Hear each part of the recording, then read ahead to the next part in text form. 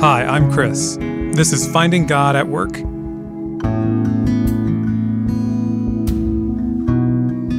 Just a reminder that Finding God at Work isn't just a podcast, it's also an online course. Check it out at findinggodatwork.org. Our current series is Divine Disappointments, Facing Pain and Sorrow at Work. When I was an undergrad, I heard a lecture from a painter, and I've forgotten his name. So if this story sounds familiar to any of you and you know who this painter is, I would love to look him up. It was a painter who had a separate kind of barn where he stored all of his works in progress. So he had his studio where he had his current work, but then all of the projects kind of throughout his life that he had never quite finished, he had stored in this barn. And one day the barn caught fire and everything burned to the ground. Now, if I had been in that situation, I would have felt so grieved. That sense of waste, right? All of the hundreds of hours represented in those projects, none of them will get to come to fruition now. It's just a waste. It's just an emptiness, a pile of ash, literally. Now, I want to come back to what the painter said about his experience when that happened, but I just want to sit there in the ashes for a bit here. Sometimes work feels empty. Sometimes it feels like a waste. Sometimes it feels utterly meaningless. In our first episode of the series, we quoted from the book of Ecclesiastes. I want to go back to Ecclesiastes today and just lean into that sense that work sometimes feels like it has no point at all. So reading from chapter 4, this is starting in verse 4 as well. And I saw that all toil and all achievement spring from one person's envy of another. This too is meaningless, a chasing after the wind. Fools fold their hands and ruin themselves. Better one handful with tranquility than two handfuls with toil and chasing after the wind. Again I saw something meaningless under the sun. There was a man all alone. He had neither son nor brother. There was no end to his toil. Yet his eyes were not content with his wealth. For whom am I toiling, he asked, and why am I depriving myself of enjoyment? This too is meaningless, a miserable business. Sometimes work just feels like a miserable business. Sometimes work feels empty. And in this passage, I think we see a couple reasons why work can feel empty. So I want to look at actually 3 reasons why work can feel empty, and then how Jesus helps us move from that experience to something better in each of those 3 scenarios. So the first one is work can feel empty because of unhealthy competition. We see this in verse 4 when he says that, I saw that all toil and all achievement spring from one person's envy of another. So often it's envy, it's that sense of comparison to someone else that can drive our work performance, whether that's envy of somebody else's status in their work or envy of somebody else's lifestyle that they have because of the wealth they've been able to build up because of their work, kind of keeping up with the Joneses. You work to compete with others, but when do you actually win? When do you win? How much money is enough? How much status is enough?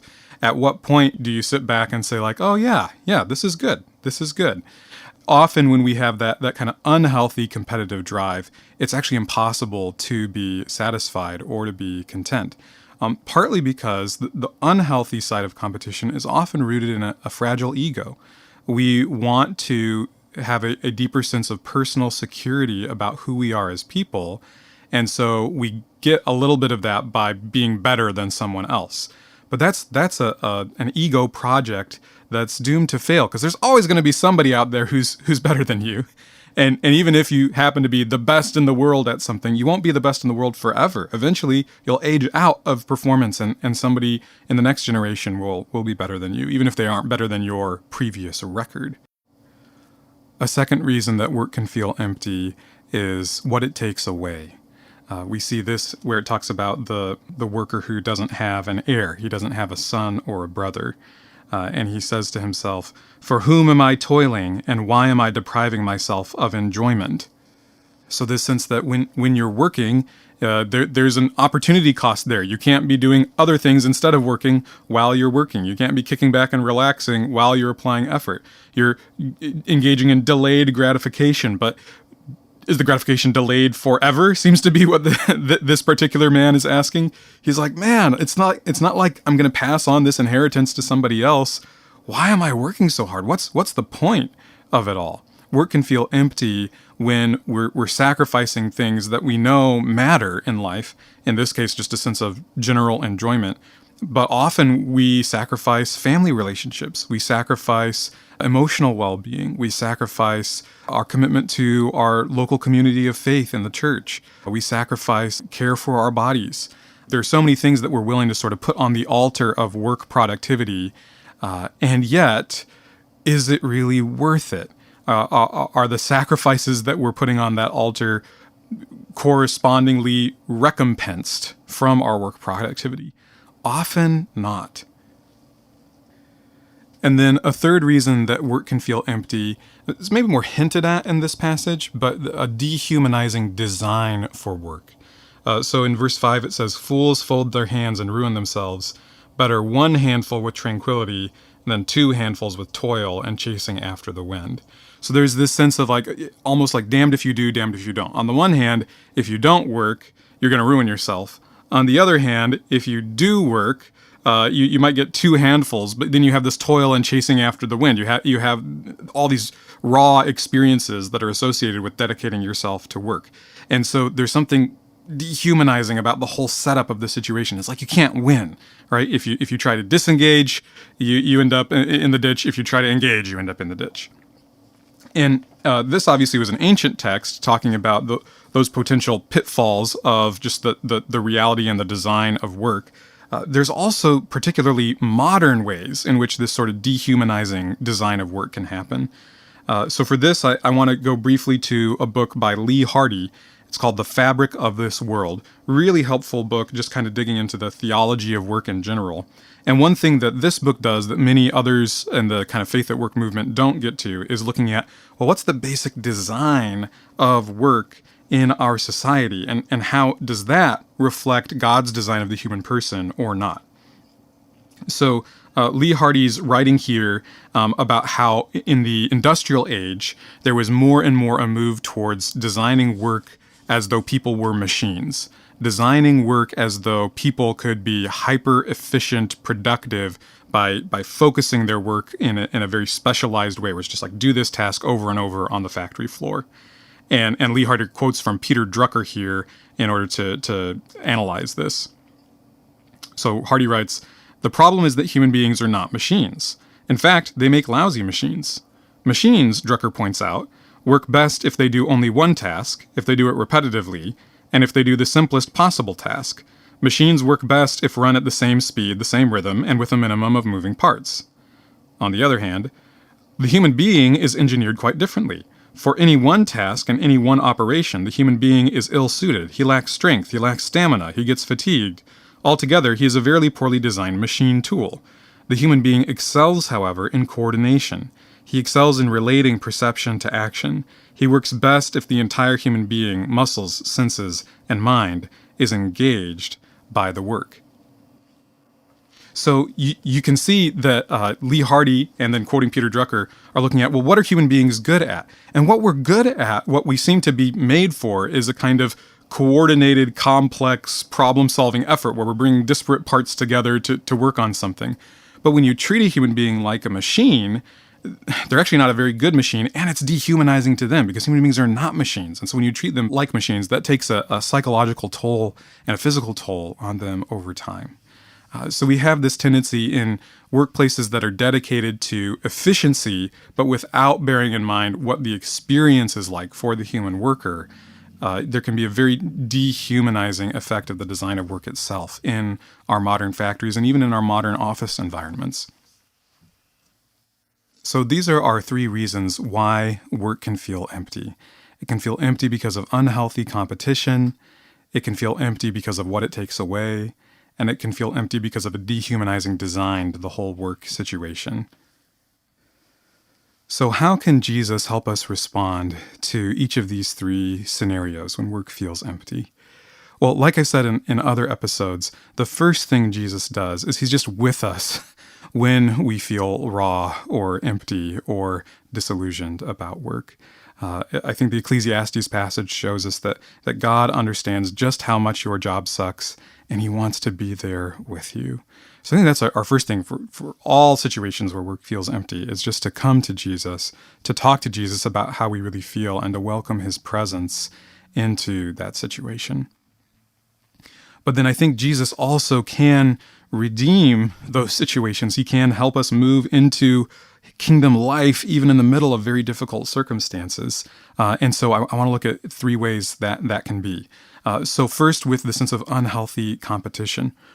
Unhealthy competition, if it's rooted in the fragile ego, it is all about looking at somebody else and seeing them as an antagonist, seeing them as an opponent. So what's the alternative to that? The alternative to that is to look at someone else and love them, to look at someone else and ask, how can I help them win? We remember the teaching of Jesus from Matthew chapter 5, love your enemies and pray for those who persecute you.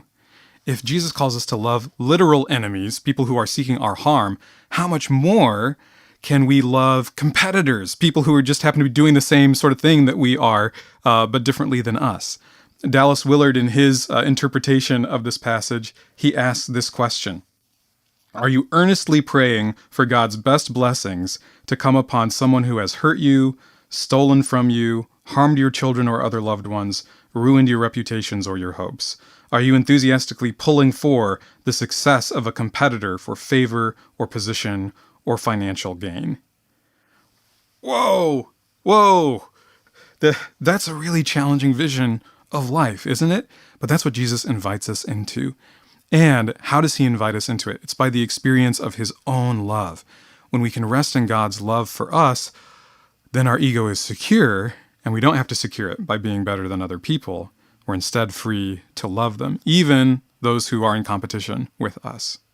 Okay, so a memorable way to remember this point: when you're in competition, you're afraid of losing. All right, that's the thing you're trying to avoid. You don't want to lose versus others. But Jesus invites us into loving. So we're moving from losing to loving. Okay, what about that second idea, that work takes things away from us? Well, I think that when we keep sacrificing things to work, when we keep saying yes to work and no to everything else in our life, it's a sign that we have a kind of bondage to work. We are slaving for work. If we can't say no to it, if we can't set a boundary with work, then we're enslaved. But we know that one of the 10 Commandments, one of the basic teachings of Judeo-Christian ethics, is this teaching on the Sabbath. And out of all of the 10 Commandments, it's the only ritual command. It's the only one that's not particularly about how you relate to God or to other people in what we might think of as ethically, but rather saying this is a practice that you really need to keep. And I'll just read the original text from Exodus chapter 20 here, verse 8. Remember the Sabbath day by keeping it holy. 6 days you shall labor and do all your work, but the seventh day is a Sabbath to the Lord your God. On it you shall not do any work, neither you, nor your son or daughter, nor your male or female servant, nor your animals, nor any foreigner residing in your towns.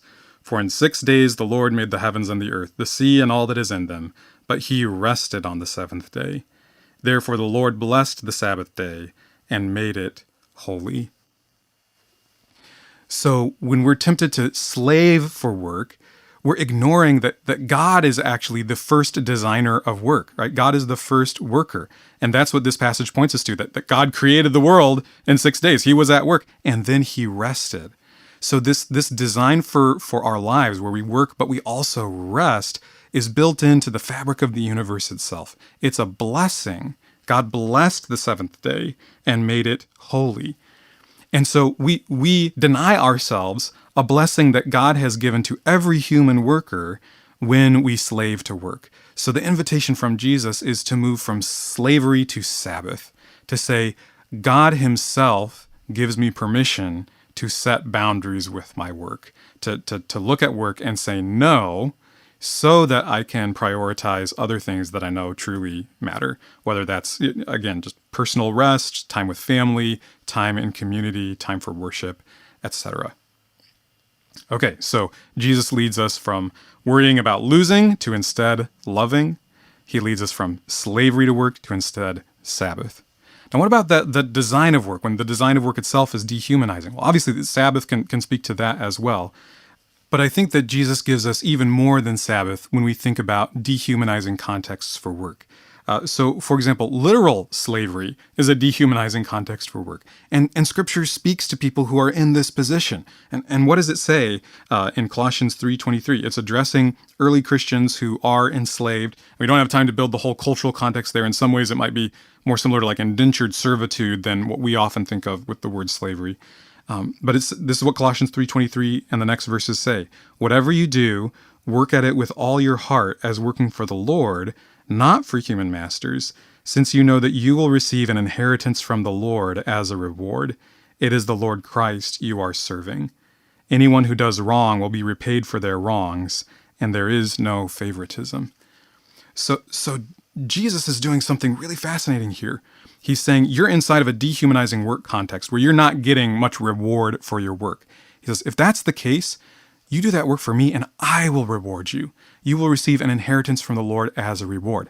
And then also interestingly, he says he's going to reward the people who have been mistreating you too, right? So anyone who does wrong will be repaid for their wrongs, because people show favoritism, but God does not. So there will be accountability for those who oppress others, who create dehumanizing work circumstances in God's ultimate justice. And yet God also will keep track of all the efforts we've done. And whatever we do, if we do it with a sense of, I'm trying to do this to do the right thing by God and by my neighbor, Jesus will reward us for that. And so I think that can imbue work that feels meaningless or empty with divine meaning. That Jesus is saying, hey, you're really doing it for me. That makes it meaningful, even if it feels meaningless in terms of the human context. So if the kind of modern dehumanizing thing is treating people like machines, Jesus is instead inviting us into deep meaning in service for him. So Jesus helps us move from machine to meaning, or finding meaning even when we're being treated like machines. So I think those are three ways that Jesus helps redeem the experience of when work feels empty. He helps us move from worrying about losing to loving. He helps us move from slavery to Sabbath. And he helps us move from that kind of dehumanizing machine to meaning. That painter who I mentioned at the beginning of the episode, when his barn burned down, you know what he said afterwards? He said, that was the best thing that ever happened to me in my creative life. Because he was finally able to let go of all those old projects and move into new things. Now, I think that's a beautiful image of how he allowed God to redeem his experience of loss. And I think that God can do something similar for us when we're surrounded by the ashes of the emptiness of work. Maybe God's actually bringing new life in an unexpected way. Lord Jesus, thank you that you are with us when we experience emptiness, that you get it, that you can grieve with us and mourn with us. And thank you that you also are a redeemer who helps us find life in the midst of really difficult circumstances. Help us to let you redeem the emptiness of our workdays. Help us to see that love, that Sabbath, that meaning that only you can give. And do your work in us as we do our work with you. Amen. Thanks for listening. Finding God at Work is a production of Mission Central, a ministry based in Aurora, Illinois, dedicated to forming Christians for mission in everyday life. You can subscribe to the podcast wherever you listen to this episode to get 10 minutes of teaching on faith and work every Tuesday and Thursday. To get resources to go deeper with each podcast series, read our blog, and get info about upcoming courses on faith in the workplace, go to our website, missioncentral.church.